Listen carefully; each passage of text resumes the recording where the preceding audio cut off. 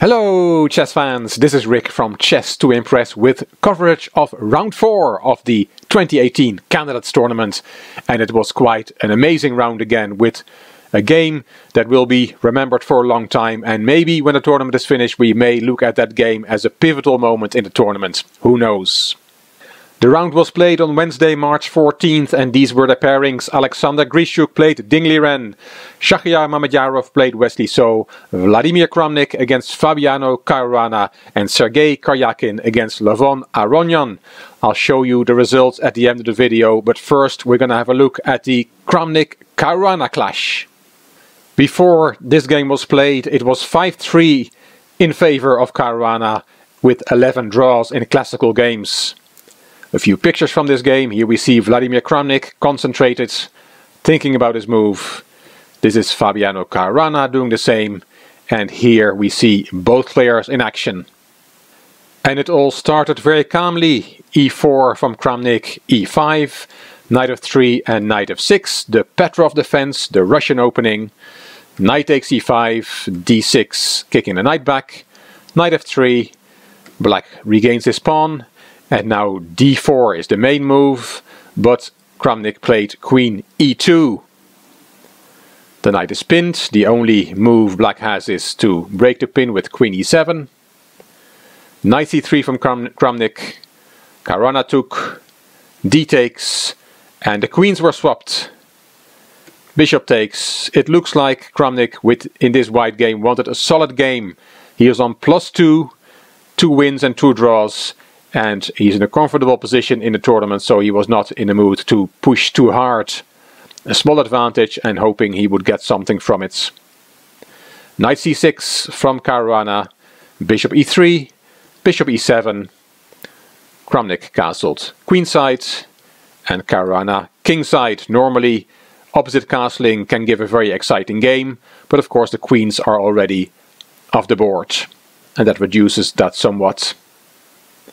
Rook h1, centralizing the rook. Bishop f6. Knight back to d2.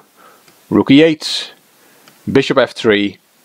Knight e5. I'm going through these moves quite quickly. There are many moves in this game and it's going to get very exciting. Bishop f4. King f8 protecting the rook. Bishop d5. c6 kicking the bishop, and that bishop went to b3. So Kramnik has transferred his bishop in 2 moves from f3 to b3. Bishop f5 from Caruana, h3, g5, kicking the bishop, bishop back in the corner, king g7, c4, g4, he keeps pushing his g-pawn, knight e4, that knight was taken. Rook takes back, bishop check, king steps aside, and now g takes h3. Here Kramnik could have taken back. G takes h3 is a good move, and then for example f5, rook back, and knight f3. This is a variation that Caruana showed after the game, and he says this looks pretty decent for me. Rook takes e8, rook takes, bishop takes d6, and rook e2 were the other moves he showed. And we probably would have got the quiet game that it looked like it was going to be from the opening. But back to this position after g takes h3. Kramnik did not take back, did not take back the pawn.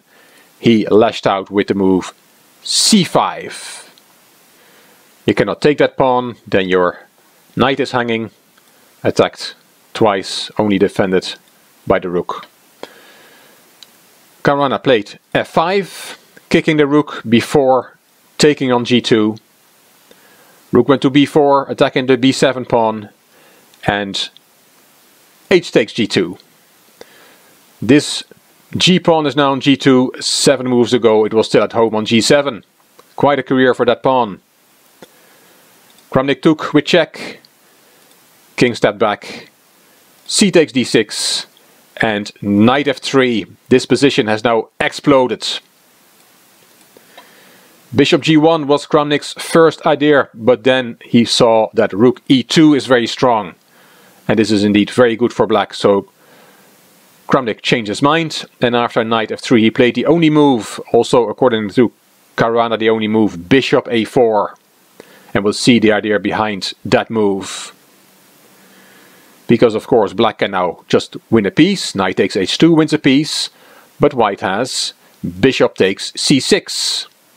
Here Fabiano Caruana was already in terrible time trouble. It is move 28 and he only had a few minutes left to make it to move 40.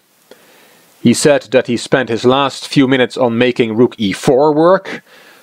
The point is that that rook is cutting off the attack from the bishop on the pawn on g2. And bishop takes e4 does not work. F takes e4, rook g1, because then e3 is very strong. F takes, rook f8, and the threat is rook f1, and you cannot take the pawn because of rook f1 checkmate. You have a back rank problem. But Caruana decided not to go for rook e4 because of the move rook g1. And because of that move, Caruana decided on another line. Instead of rook e4 he played rook a d8, and that's a very strong move. You cannot take on e8 because of rook takes d6, and you cannot take that rook because of g1, queen and checkmate on the next move. And if instead of taking a rook you step aside with your rook, then there is knight f3 and g1 will be the next move. Also, after rook a d8 you cannot take the pawn on g2 because there is rook takes d6, and this is also very good for black. So what to do? Kramnik found the best move in the position and played d7. Rook e2 from Caruana. Kramnik commented afterwards, "It got unclear for a few moves and then I was better." Caruana was in very bad time trouble here. Kramnik took the pawn, the runaway pawn on g2, rook takes f2, bishop back to c6, knight g4, rook takes a7, and knight e3. Caruana said afterwards that he played too slowly here. It's a very good knight on e3, but it took too long to get there. Rook g1 from Kramnik is not really attacking the bishop, because then we have the weak back rank again.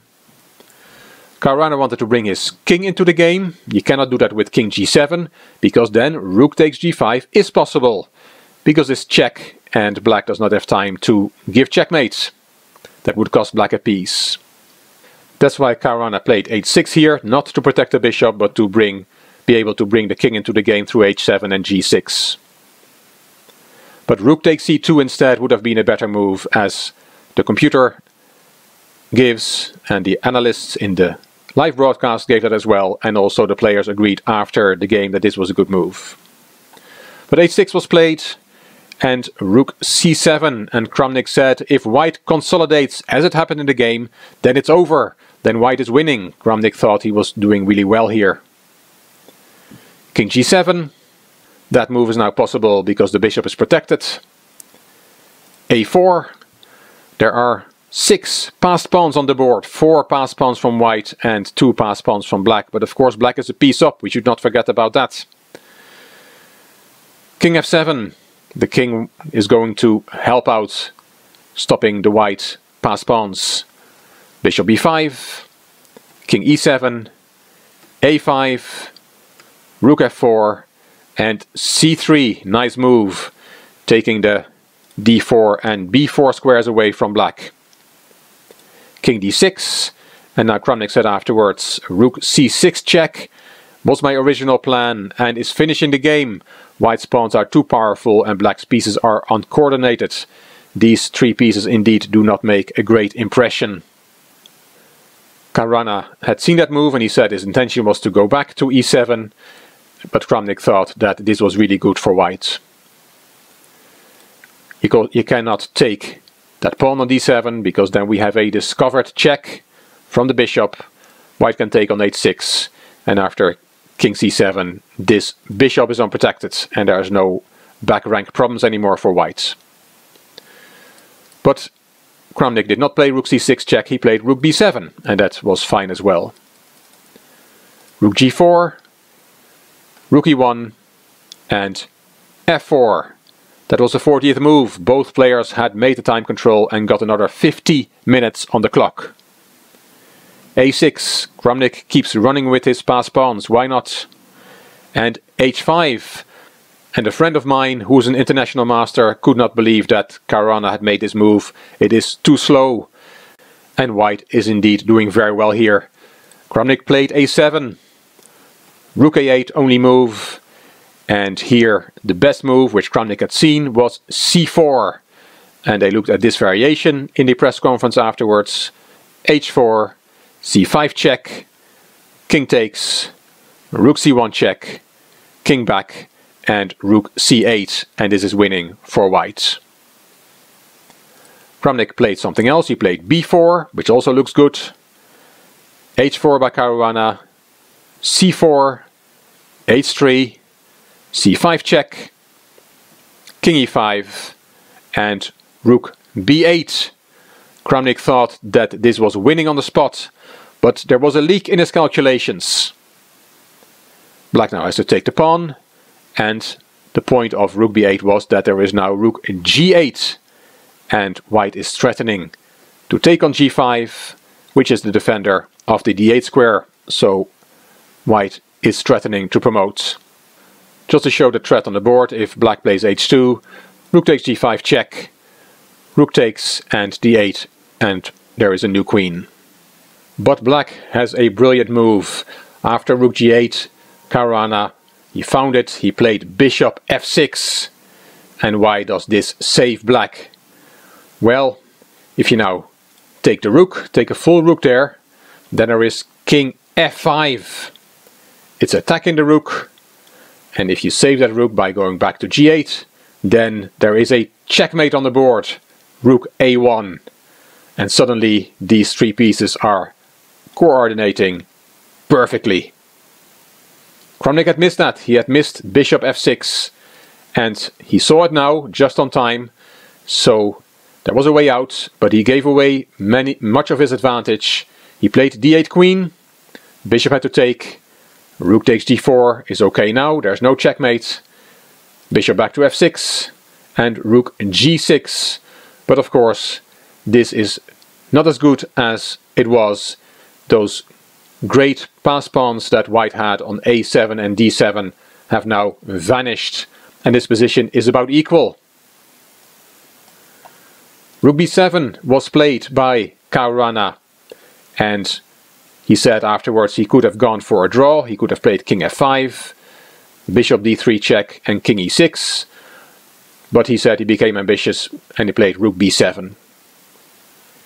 Bishop back to e2, and this time it was Kramnik who was in terrible time trouble. This is move 51 and he had to make it to move 60 before he would gain extra time on the clock.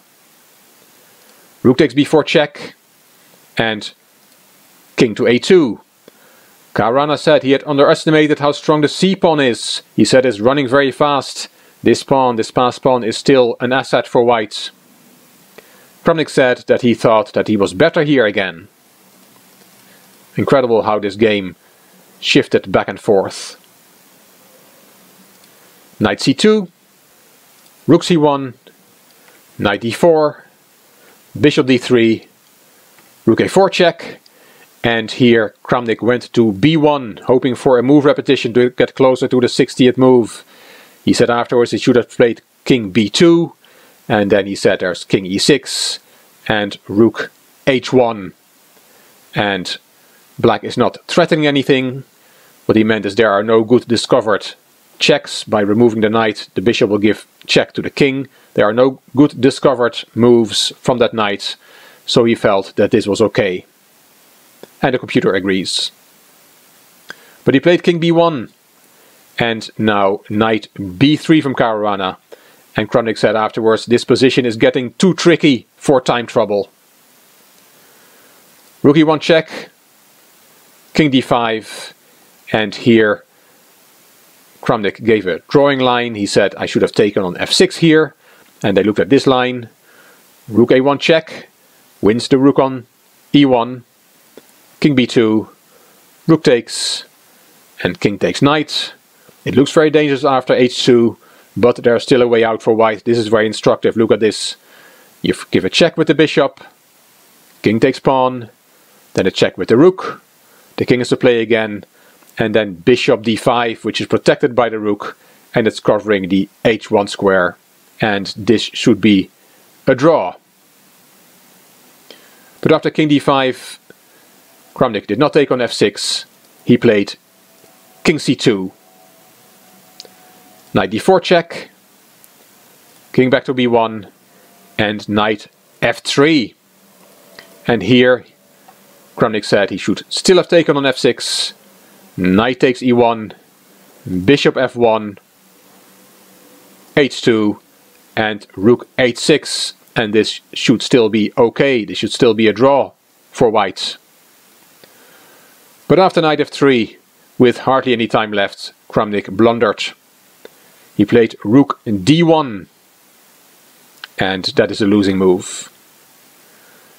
Rook a1 check, king c2, rook takes d1, and the time control was made when Kramnik left the board, and when he came back he saw what he had done, and he buried his head in his arms, as you can see on the picture from the thumbnail.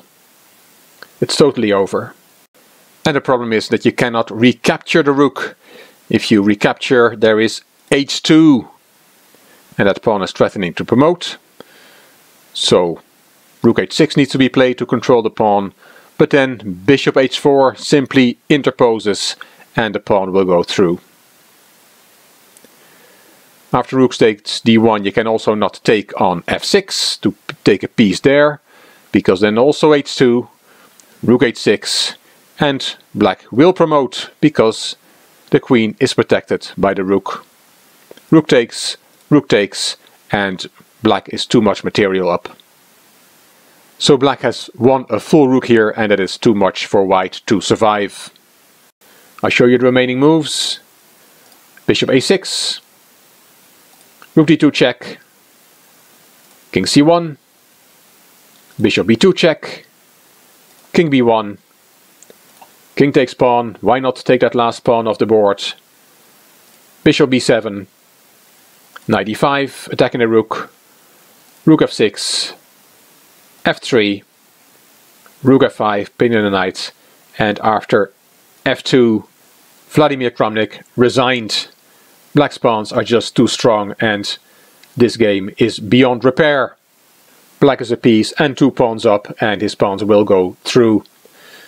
What a game! 66 moves after such a timid start with the Petrov defense and then a very quick queen swap. Black won a piece, was probably winning then played it too slowly, and Kramnik got counterplay with all those pass pawns, and then Kramnik misplayed it in time trouble, and in the end Caruana won. The moment of the handshake, Vladimir Kramnik resigned and Fabiano Caruana had won a very important game.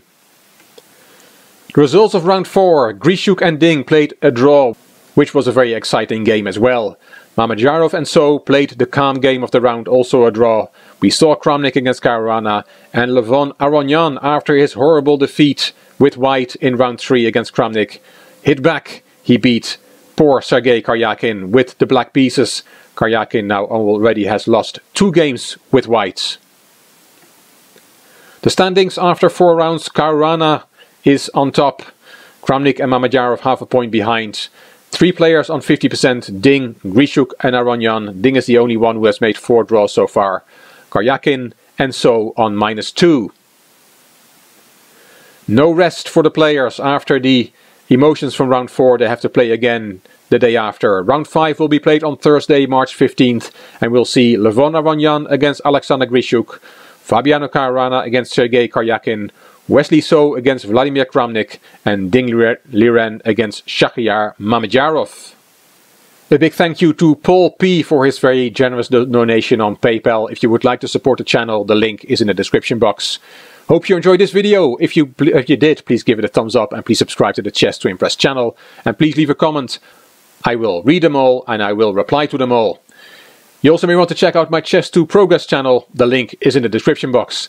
This is Rick for Chess to Impress. Thank you for watching.